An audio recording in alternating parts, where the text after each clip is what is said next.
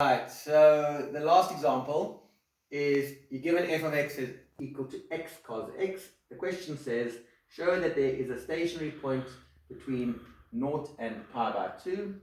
Part 2 says find the x coordinate of the stationary point correct to 4 decimal digits. And then it says classify the stationary point. In other words, is it a local maximum or is it a local minimum? I'll show you how to do that now. Okay, so first of all, the question says show that there's a stationary point between 0 and pi by 2. Well, remember the key idea, if you ever asked to show that there's a solution, is to get a single function and show that to the left, the one boundary is below the x-axis, the other boundary is above the x-axis, and the curve is continuous, so therefore there must be a solution in the interval. So our first problem is we're looking at the stationary points, we're not looking at the original curve. So to find a stationary point, remember your key idea is when does the graph turn? When the gradient is equal to 0. So the key idea for a stationary point is when is the gradient equal to 0. What gives us the gradient? The derivative. So I want to know where is f, this is convenient, where is f dash x equal to 0? Okay. So the original function is f of x is equal to x cos x, right? So the derivative, to differentiate that, we're going to have to use the product rule. So I take the derivative of the first part of the product, which is going to be 1. The second bit stays the same. So that's cos x. Then plus, then that stays the same. And I take the derivative of cos x, which is equal to negative sine x. So that's your derivative equation, and I've got to let that be equal to 0, because that's where there's going to be a turning point. So I end up with a single equation, cos x minus x sine x. I've got to solve that. So now, what I'm doing, in order to find the stationary point of the original equation, I've got to find the root, in other words, x-intercept of this equation. Got to find the x-intercept of that equation. Right, so to do that, so first of all, the question said, is there a solution between 0 and pi by 2? Well, let's give this new equation a name. Okay, let's call it g of x. So I've got to solve g of x is equal to cos x minus x sine x, and I want to find the x-intercept of that function over there. So to check if there's a solution between 0 and pi by 2, I'm going to only forget about the other equation now.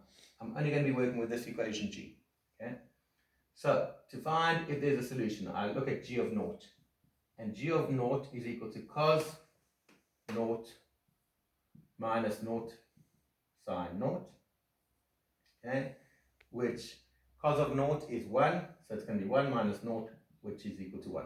Right? I'm going to look at the other boundary, which is pi by 2.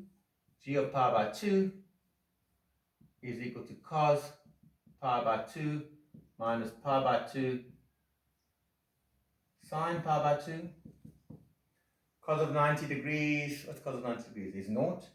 Okay, so I'm going to be left with minus pi by 2, and sine of 90 is 1, so I get minus pi by 2. Okay, so what have I got?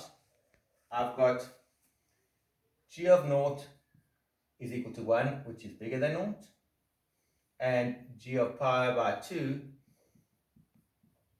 is equal to minus pi by 2, which is less than 0, and the function x, this function cos x minus x sine x is continuous, so we can say and g is continuous. So if you've got that situation, that's above the x-axis, that's below the x-axis, and it's continuous, therefore there must be a solution, in other words, a turning point for the original function in x is an element of your lower boundary, which was 0, and your upper boundary, which was pi by 2. Right, so get that down. Brogan, pause for a sec, please. Right, so in part 1, we proved that there must be a stationary point, for the original function x cos x between 0 and pi by 2. To do that, we let the derivative be equal to 0, okay, and we get this new function, g of x is equal to cos x minus x sine x. Okay, so to find a turning point, we've got to solve this equation. We've got to find the root of this new equation over there. So we gave it a new name. Okay, Now I've got to solve that to 4 decimal digits. Well, the only way you can do that, okay, is by using Newton's method. Now in part 1, we figured out that there was a solution between 0 and pi by 2. Okay, so we're going to use that to make an educated guess of what our first guess is. So halfway between 0 and pi by 2 is pi by 4. So that's going to be our first guess. Okay. When I use Newton's method, when I'm to find a root, I've got to find the derivative for the formula. Because remember, your formula is x to the n plus 1 is equal to xn minus, in this case it's g minus g of xn over g dashed of xn. Okay. So to find g dashed of x, if that's g of x, we're going to have g dashed of x, the derivative of cos x is negative sine x minus. Now, in order to do this bit over here, guys, okay, once again, we're going to have to use the product rule.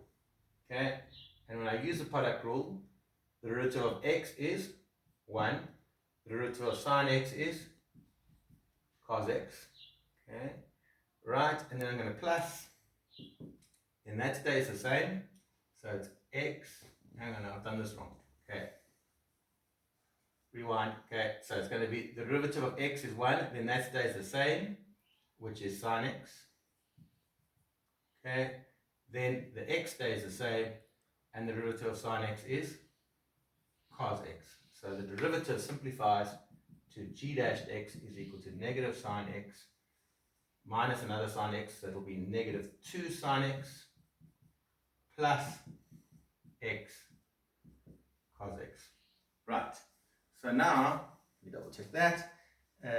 Negative 2 sine x. Be careful. Okay, this, guys, in the product rule should be plus, sorry.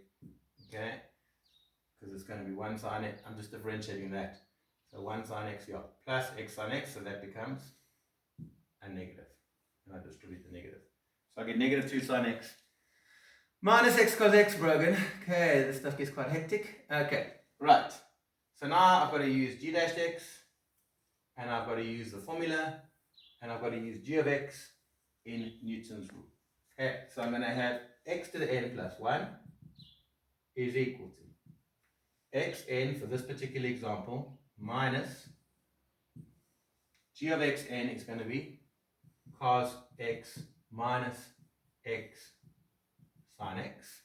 Okay, and g dash xn is going to be negative 2 sine x minus x cos x. So what we're going to do is we're going to make our first guess on your calculator. Remember, our first guess is pi by 4. So we're going to go pi by 4 equals, then clear it on your screen. And wherever I see xn, you're going to press xn, wherever there's an xn, so all of those points over there, okay, you're going to use your answer button for all of those. Okay, so you're going to go answer minus cos, blah, blah, blah, blah, blah, answer, answer, answer. Okay, and then you're going to keep iterating that process until I get a solution to 4 decimal digits. Pause it for a sec, bro. Okay, 1, 2, I'm going to pause soon after that. 1, 2, 3, go. Right, we on? Yeah. Okay, welcome back, everyone. Something's going on. Okay, so if you use the calculator, you should have got your first guess as 0.86244434, then 0.86033449, etc., etc. So you want it to 4 decimal digits, so get it correct to 5 and then round back. So your final solution should be x is equal to 0, hello, Amber. We're filming. X is equal to 0.86380603. You can say hello. Right, so if I have, just to show you, okay, what we did in the beginning of the question, you got this, bro? There was our original function f of x is equal to x cos x. Okay, and we wanted to solve this, we wanted to find the coordinates of the x coordinates of the turning point, which is roughly over there.